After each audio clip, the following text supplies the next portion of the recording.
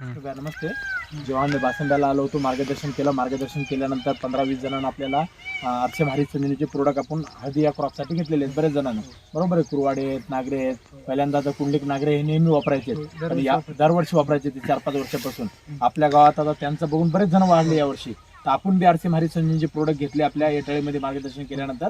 तर पूर्ण नाव आपलं विष्णू सुभाष घुगे, राहणार बासंबा, तालुका जिल्हा हिंगोली. हा. तर पिढी दर पिढी भारत देशाचा व्यवसाय शेती व्यवसाय आहे. प्रॅक्टिकली आपण शेती करणाऱ्याची मुलं आहोत आपण. तर प्रॅक्टिकल तुम्ही दरवर्षी शेती घेता, दरवर्षी शेती करता, दरवर्षी शेती घेऊन ऑलरेडी जे शेतीमध्ये क्रॉप घेतात वेगवेगळे, म्हणजे सोयाबीन असेल, कापूस असेल, हळद असेल, कुठलं पीक असो. तर दरवर्षीच्या हळदीमध्ये आणि या वर्षी आरचे भारित संजीवनीचे प्रोडक्ट वापरलेल्या हळदीमध्ये काय बदलाव वाटते? आजची तारीख जी आहे आपण पाहायला आलेलो आहोत 8 सप्टेंबर 2025 या तारखेला व्हीट द्यायला आपण आलो. तर काय वाटतं आजच्या तारखेला आपल्याला? आजच्या तारखेला असं वाटतंय की दरवर्षी मी हळद घेतो, 5-6 वर्ष झाली. हा. दरवर्षी अशी हळद राहत नाही. हा. पुन्हा करपे येते हळदीवर. हा. आतापर्यंत 3-4 आपलं हे झाली, फवारणी झाली. हा. तर अशी हळद मला दर चाली न राहून 30-32 अवरेज येते. तर या वर्षी वाटतं 40 अवरेज. 40 अवरेज येईल. म्हणजे सध्याला जे याच्यामध्ये बदलाव झालेला आहे, पानाची जाडी. हा. म्हणजे जवळपास जे हे एका हिताच्या वर आपल्याला हे पान दिसायला आहे का नाही? 1-1.5 इंच पान पडलेलं आहे. पानाची जाडी, पानाची रुंदी, वाढ, चारी कोपरे बघा सारखे आहेत. कोणत्याच खालीवरी नाही, करपा नाही, लाल्या नाही, तांबारा नाही, काय नाही. जवळपास फुटव्याची बी आता 7-7, 8-8, 9-9 फुटवे चालू आहेत आहे का नाही? फुटव्याचं पण चालू आहे. सध्याला आपली जी हे 3 फवारण्या आणि 2 ड्रिचिंग झालेल्या आहेत. हा. 3 फवारण्या, 2 ड्रिचिंग. हरित संजीवनीची स्टेज 1 ड्रिचिंग केली, 2 नंबर, 3 नंबर, 4 नंबर स्प्रे केले.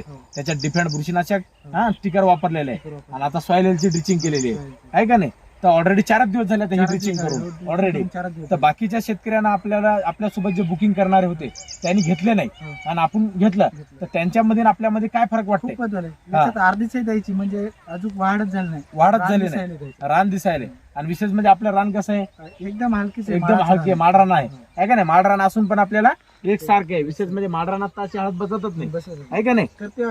करपा येते जास्ती करून. आपल्या याच्यावर कुठल्याच प्रकारचा नाही, करपा नाही, फिरपा नाही, दाग धब्बे नाही, तांबारा नाही, काय नाही. आणि आपलं वापरल्यामुळं विष्णू भैया दरवर्षी एवढा खर्च झाला काय आतापर्यंत? नाही. आपल्या बाजूच्या शेतकऱ्याच्या आधी 4-4, 5-5 ड्रिचिंग झाल्या, आपल्या 3च ड्रिचिंग झाल्या. हा. आपल्या 3च ड्रिचिंग झाल्या, बरोबर आहे. आणि फवारण्या 3च झाल्या, जास्ती खर्च नाही, काय नाही, काय नाही.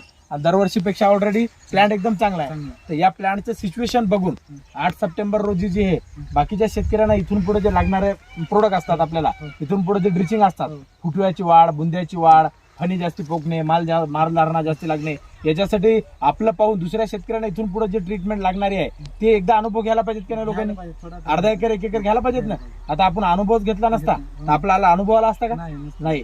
हा. धन्यवाद. थँक्यू.